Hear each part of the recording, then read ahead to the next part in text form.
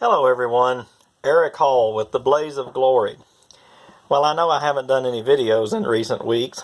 I haven't had time. I did come home about 10 days ago, but I've been super busy, especially with schoolwork.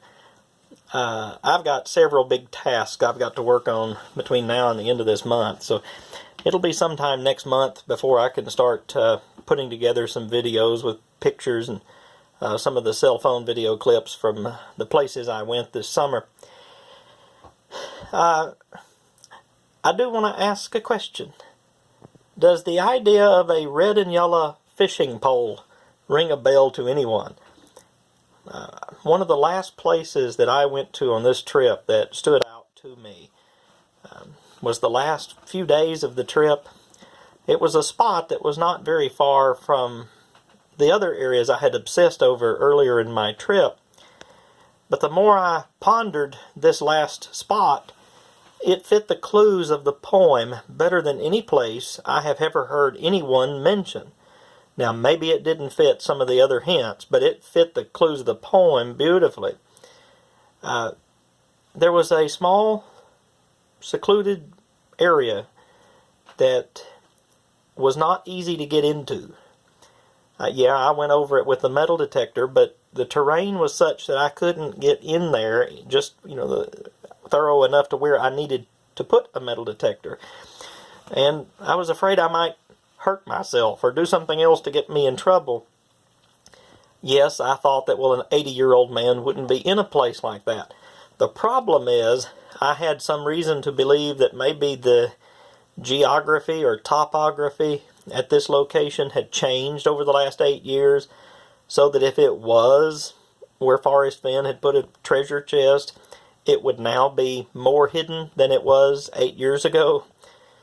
But it was a place I hated to leave. I mean, I had to come home at some point, but it's one of those things I'd like to go back out there and make a mess. But here's the more interesting part. When I went back the last day, I got in there with a flashlight. There was a few little peepholes that I could get into, and I found a fishing pole. A red and yellow fishing pole. I couldn't see the whole thing, and it looked like it might have been more of a child size, and it might have even been a casting rod and reel, instead of, what you would think of in trout fishing country.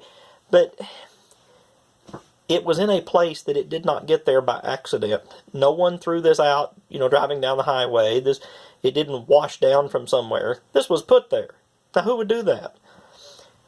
When I saw that, I immediately thought back to the story of Forrest Fenn's family hiding their gear somewhere in Yellowstone National Park when they would leave for the winter, and they would come back the next year, and it would still be there.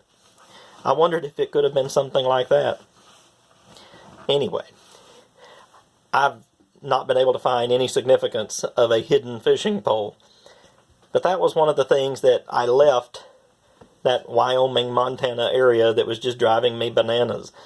I know that there are 4 or 5 other people that are getting perilously close to my secret search spots. And I think a couple of them have probably seen something that I'd rather they haven't seen. But that's where I left it. Let me know if you have any insight on hidden fishing poles. And remember to click like, share, and subscribe.